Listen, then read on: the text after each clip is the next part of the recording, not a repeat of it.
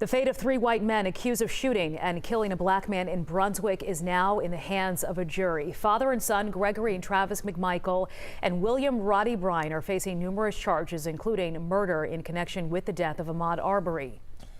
We have team coverage this evening for you as we await the decision. Both Hope Ford and Dawn White are in Glynn County. They're in Brunswick, and Hope Ford kicks off our coverage this evening. Yeah, so the jury actually just went back into the courtroom about 15 minutes ago, and the judge said that around this time every day he's going to ask if they have reached a verdict or close to reaching a verdict, or if they would like to break for the day. And it looks like one juror number 3, actually said at this moment, I think breaking for the day would be the best option for the jury panel. But then the bailiff indicated that the jury would like to keep on going. So right now they are in a recess, and it's really up to the jury about how long they want to go into the night. Now, with all of this, with the 27 charges that they have to consider, but during closing arguments yesterday, the prosecution and the defense, they both suggested that the jury consider all of those charges in very different ways. I'm going to make a suggestion to you. This may help you. Start at the bottom of the indictment. All right? In your deliberations, start with criminal attempt and false imprisonment. It's just easier.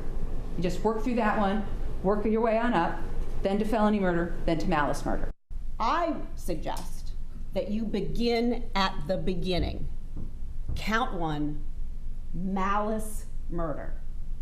And then take all the rest of those counts, 2 through 9, as one big chunk. Now, why would they do that? Well, our legal analyst used this analogy. The state is supposed to build the building while the defense is supposed to lay down the dynamite to tear it down. So the prosecution is believing that, if the jury reviews those lesser charges first, then it might make it easier to lead to a guilty verdict for a malice or felony murder charge. You want to lay a good foundation, and then you want to build on top of that. And so those lesser included charges, once you accept them, then making the leap to the more serious charges is a lot easier. And of course, the defense believes the reverse. They believe if they can get a not guilty on the malice and felony murder charges, it'll be a lot easier to get the not guilty verdicts on the rest of those charges. So again, attorneys and family, they'll get a 10-minute heads up once the jury has reached that conclusion. And right now it looks like they are in a recess. And again, it is up to the jury about how long they want to go into the night. All right, those explanations certainly help us all tonight.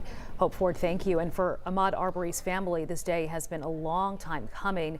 Dawn White continues our team coverage. And Dawn, you spoke with Arbery's relatives as they wait for a possible verdict. How are they feeling tonight? I spoke to Ahmaud Arbery's mom, that's Wanda Cooper Jones, and she told me that she believes that the prosecution has built a very strong case against the 3 defendants. She is hoping for justice for her son. God has brought us this far, and he's not going to fail us now.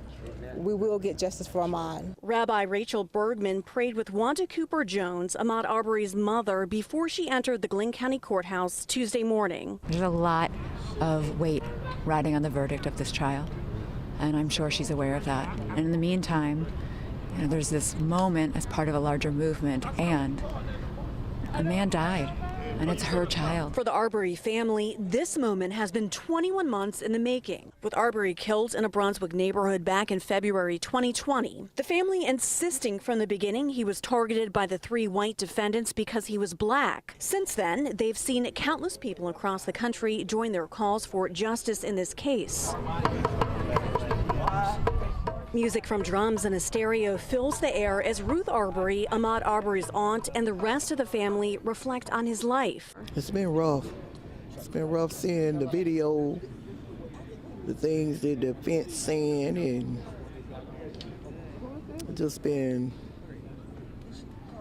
overwhelming for the family. They say they hope his death can change how people of all colors interact with one another. I'm praying that we all could just come together as one and not be divided and not be judged by the color of your skin, and just, love each other like God wants us to do. There is a prayer vigil going on right now behind me here at the Glynn County Courthouse. Ahmaud's aunt tells me that the family will not be able to find peace unless a guilty verdict is found, and she is 100% sure that will happen. All right, Don White, thank you. We are staying on top of all of this for you. 11alive.com is the place for the very latest information. Also, the 11 Alive app for any updates. We will stay on top of it for you.